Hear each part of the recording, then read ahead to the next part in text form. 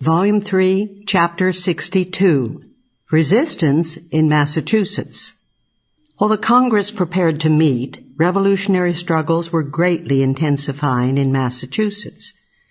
General Gage had reoccupied Boston with 4 regiments of British troops sent from Ireland. Additional regiments were also transferred to Boston. The people of Boston did not attempt to meet the troops head-on. Instead, they engaged in a thoroughgoing campaign of mass non-cooperation, of nonviolent resistance to the British troops. First, the town refused to provide barracks for the soldiery, obliging them to camp out on Boston Common for the remainder of 1774. A voluntary boycott was instituted against the British. The Boston Committee of Correspondence ordered carpenters not to help erect barracks. Lumber was cut off, and merchants refused to sell the British tools or supplies of any kind. Sabotage of materials also disrupted Gage's plans. Gage was forced to bring construction workers from Nova Scotia to build the barracks. All in all, the British soldiers were surrounded with a wall of hostility, and the liberal press kept up a drumfire of propaganda about the rapes and robberies committed by the bloody soldiery. Mass resistance in Massachusetts also extended to the body of the coercive acts.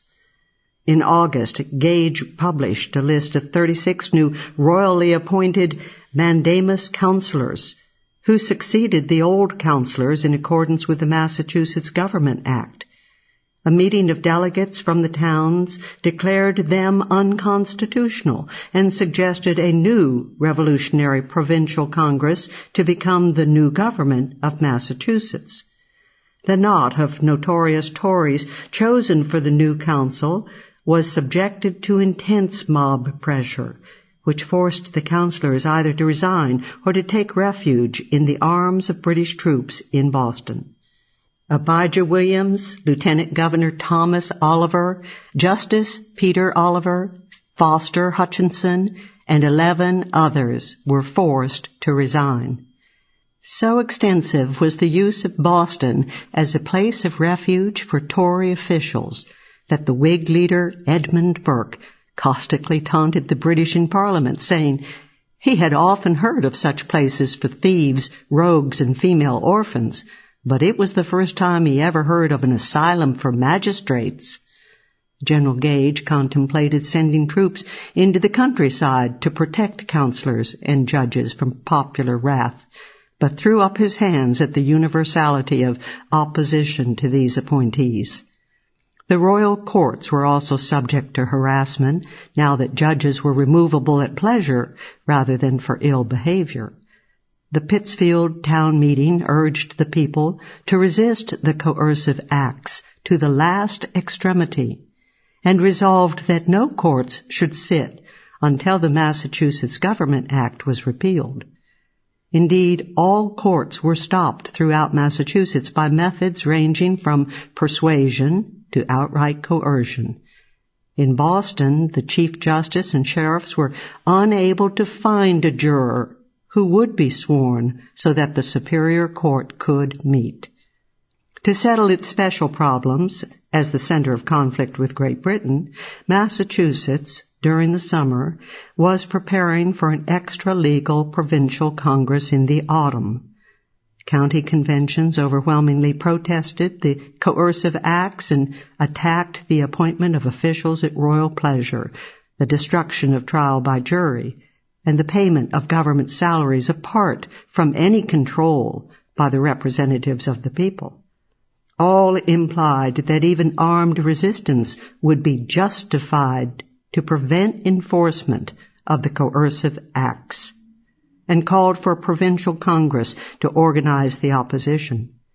Town meetings did the same and ratified the county conventions, and Brookline voted to indemnify any town official for any penalty incurred from violating the coercive acts. As Massachusetts resistance grew and deepened, and a wall of resistance, nonviolent at least in relation to the British Army and Navy, built up against the coercive acts, General Gage became increasingly frightened and trigger-happy.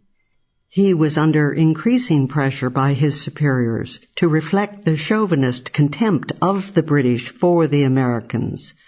The British leaders held that a mere show of force, a mere cleaving to a hard line and eschewing the temptation to appeasement, would quickly drum the numerous but craven colonials into line. The military men were eager to crush the Americans and believed, with the narrowness and vainglory of the military mind, that this could be accomplished easily. Gage began to follow the classic and fateful path of a minority in power that is faced with a determined and largely nonviolent resistance of the majority. Recourse to aggressive use of state violence against the people. Thus Gage tried to use troops to prevent a Salem town meeting called to select delegates to a county convention of protest. His attempt failed. Later, on September 1, Gage sent troops into Charlestown and Cambridge to seize cannon and ammunition belonging to the province of Massachusetts. 20,000 men of the western towns of Massachusetts quickly gathered in Cambridge to march on Boston, but were persuaded to turn back by cooler heads who realized that American unity had not yet been sufficiently forged to back up such a direct attack on the armed forces of Great Britain. But meanwhile, town meetings and county conventions in Massachusetts were calling for more military training for its militia in preparation for possible armed resistance.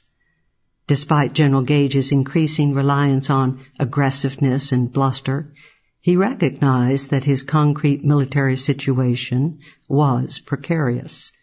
He urged Britain to send reinforcements and decided in early September to fortify Boston Neck. Reacting to the latter plan, Boston workers boycotted the project and refused to help build the fortifications.